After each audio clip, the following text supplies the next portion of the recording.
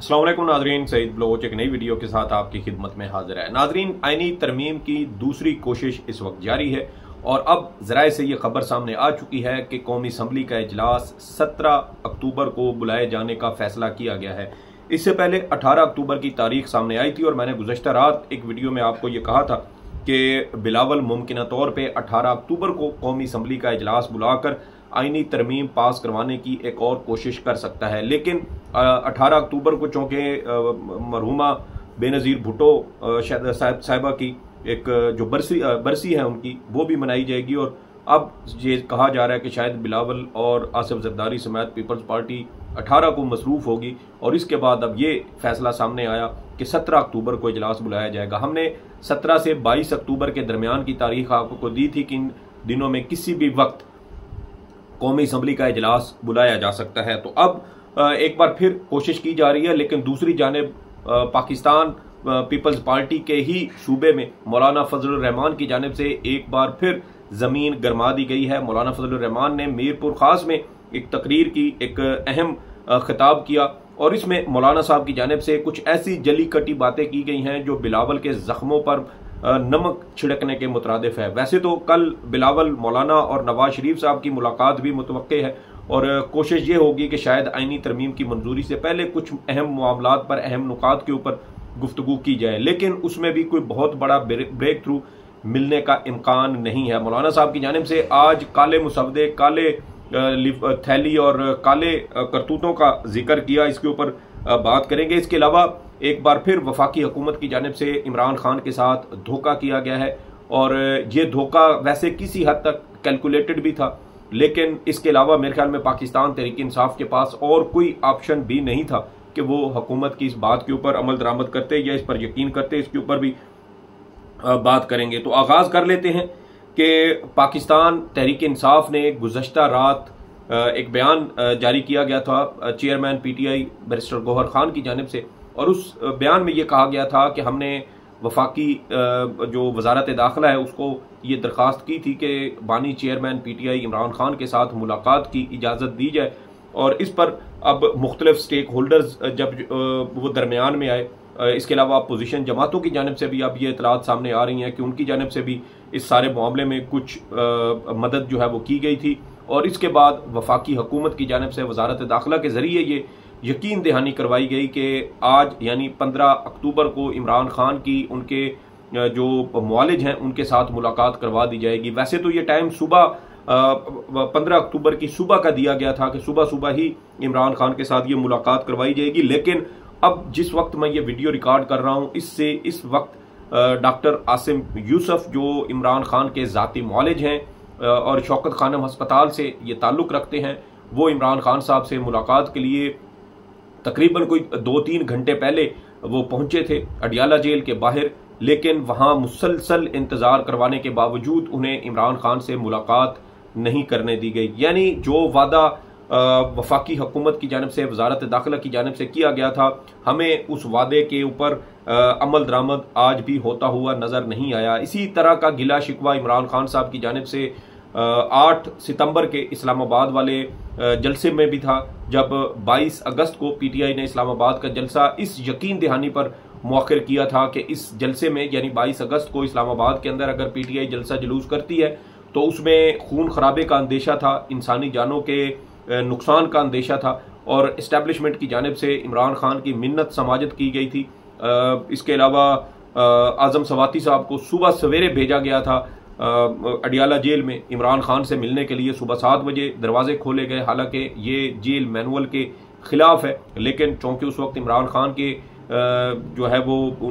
उनकी रजामंदी मजबूरी थी, इस वजह से ये सब कुछ किया गया। बहरहाल इमरान खान ने इंसानी जानों को के ज़ियां से बचने के लिए अपना वो जलसा मौखर किया और साथ ही इस्टेब्लिशमेंट की जानिब से ये यकीन दहानी भी करवाई गई कि इस्लामाबाद में होने वाले जलसे में आपको तमाम तर सहूलियात फराहम की जाएंगी, किसी किस्म के रोड़े जो है वो इस जलसे में नहीं अटकाए जाएंगे। लेकिन उसके बावजूद हमने देखा कि पीटीआई के साथ एक बार फिर हाथ किया गया और ना सिर्फ हाथ किया गया, जलसा जुलूस करने में रुकावटें खड़ी की गई, बल्कि पीटीआई की क़यादत के खिलाफ मुकदमात भी बनाए गए और 6 बजे के बाद जो जलसा जारी रहा उस पर भी मुकदमा बना दिया गया। इसके अलावा 22 नंबर चुंगी पर पीटीआई के लोगों के साथ एक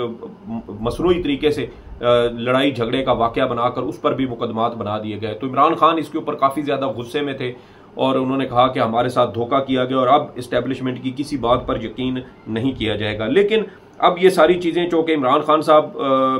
उनकी सेहत के हवाले से पीटीआई को खदशात थे, 3 अक्टूबर के बाद इमरान खान की उनकी लीगल टीम, फैमिली या दीगर मेंबरान के साथ कोई राब्ता उनका नहीं हुआ था, कोई मुलाकात नहीं हो सकी थी, जिसकी वजह से फिर ये खबरें भी आना शुरू हुई कि इमरान खान के सेल की बिजली काट दी गई और वो इंतहाई सख्त किस्म के हालात में उनको रखा गया है। तो इस पर पीटीआई ने ये कहा था कि हमें इमरान खान से मुलाकात की इजाज़त दी जाए। बसूरत दीगर 15 सितंबर को SCO कॉन्फ्रेंस के मौके पर इस्लामाबाद में एहतजाज किया जाएगा। तो इसके ऊपर एहतजाज की कॉल दी गई, लेकिन कल रात को ये एहतजाज की कॉल इस शर्त के साथ, इस यकीन दहानी के साथ वापस हुई थी कि सुबह सवेरे हुकूमत इमरान खान के मुआलिज की उनसे मुलाकात करवाएगी। लेकिन आज सारा दिन गुजरने के बावजूद ये मुलाकात नहीं करवाई गई और एक बार फिर हुकूमत ने अपनी वादा खिलाफी की है। इसके अलावा ये भी दिन को खबरें आई कि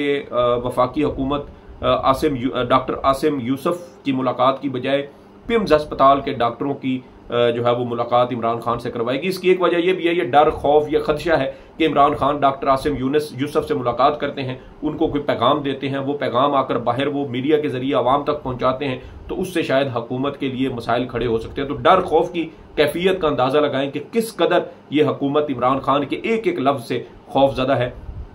और इस हुकूमत से को समझ नहीं आ रही कि इमरान खान को काउंटर करने के लिए क्या किया जाए। अब 17 अक्टूबर तक की तारीख है, आज 15 हो चुकी, परसों 17 है और उसके बाद इमरान खान का अडियाला जेल में मुकदमे की समाअत भी होगी। तो कितना एक इमरान खान की सारे मामलात को रोक लेंगे। और दूसरा ये भी देखें कि शायद इसकी एक वजह यह भी है, वफाकी हुकूमत की यह भी कोशिश है कि इमरान खान से मुलाकात करवाने से पहले पहले आईनी तरमीम की मंजूरी की एक और कोशिश की जाए। अब इमरान खान की जेल के अंदर जो मुकदमे की समाअत है वो होनी है 19 अक्टूबर को और 19 अक्टूबर को तोशा खाना के दूसरे रेफरेंस पर समाअत होगी और उस मौके पर मीडिया भी होगा, इमरान खान की लीगल टीम भी जाएगी और फिर वहां पर मुलाकात का एक वाज़ेह इम्कान मौजूद है। तो उस 19 अक्टूबर से पहले पहले आप देखें कि वफाकी हुकूमत की जानिब से 17 अक्टूबर की तारीख रखी गई है, कौमी असम्बली का इजलास बुलवाया गया और उसमें मुमकिन तौर पर आईनी तरमीम के हवाले से एक अहम पेशरफ्त होने का इम्कान है। अभी ताज़ा तरीन कुछ ऐसे फैक्ट्स आए हैं, कुछ ऐसी इतलात आई हैं कि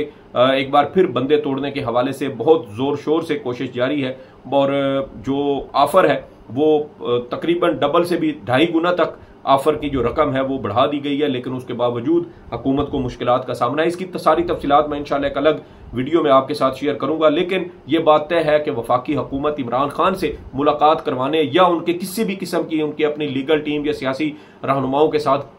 कम्युनिकेशन या राब्ते से पहले पहले एक और कोशिश करना चाहती है ताकि पीटीआई की टीम के पास कोई वाज़ेह हिदायत ना हो, वो इमरान खान से हिदायत ना ले सकें और इमरान खान आईनी तरमीम को रोकने के हवाले से किसी किस्म की कोई ऐसी डायरेक्शन न दें जो हुकूमत के लिए मसाइल पैदा कर सकती हो। तो अब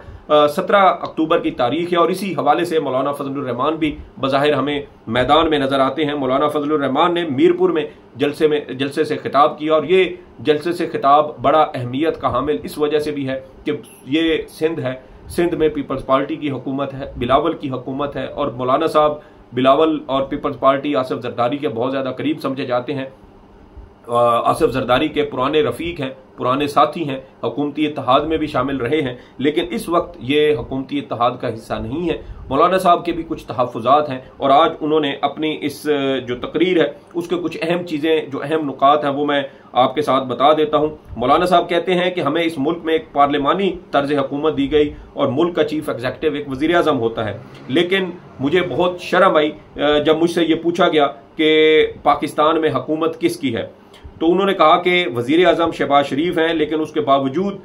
लोगों को मालूम नहीं है कि इस मुल्क के अंदर हुकूमत किसकी है। तो यहाँ एक मुझे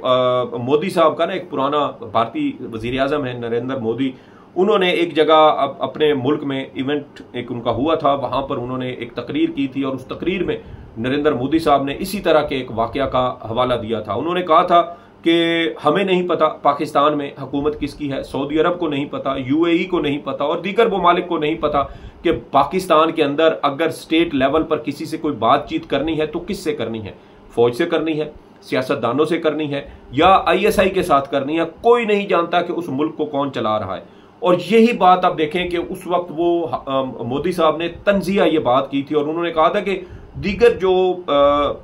सरबराहान मुमलिकत हैं मुख्तलिफ ममालिक के, वो भी मुझसे मिलते हैं तो मुझसे वो भी इसी तरह के ख्यालात का इजहार करते हैं कि पता नहीं पाकिस्तान के अंदर हुकूमत कौन चला रहा है, सियासी जमातें चलाती हैं, फौज चलाती है या ISI चलाती है, किसी को इस बारे में कोई पता नहीं। और मौलाना साहब भी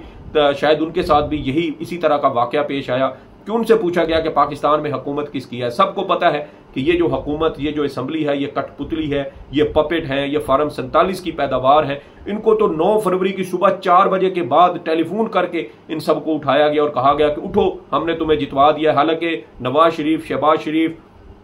मरियम सफदर अवान और इसहाक डार समेत मुस्लिम लीग नून की तमाम मरकजी क़ियादत 8 और 9 फरवरी की दरमियानी रात टीवी पर आई थी। और आपको याद होगा कि उस वक्त इनके एक वीडियो भी जारी की गई थी और उसमें बज़ाहिर नवाज शरीफ साहब अपनी कामयाबी का ऐलान करने के लिए आए थे, लेकिन जब उन्होंने नताइज के जो उस वक्त इलेक्शन नताइज आ रहे थे जब वो देखे थे तो उसके बाद उनके चेहरे लटक गए और इंतहाई मायूसी के आलम में नवाज शरीफ साहब और मुस्लिम लीग नून की ये तमाम मरकजी क़ियादत अपनी विक्ट्री स्पीच के कागज जो है वो तय करके जेब में रखा और जाकर ये लोग सो गए। क्यों? क्योंकि उस वक्त इनके इलेक्शन हारने के 99.99% उसके जो इम्कानात थे वो मीडिया के ऊपर, टीवी चैनल्स के ऊपर देखे जा रहे थे। लेकिन फिर चीफ इलेक्शन कमिश्नर रात को 12 बजे के करीब अचानक बगैर सिक्योरिटी के कहीं रवाना हुए। 3-4 घंटे वो कहीं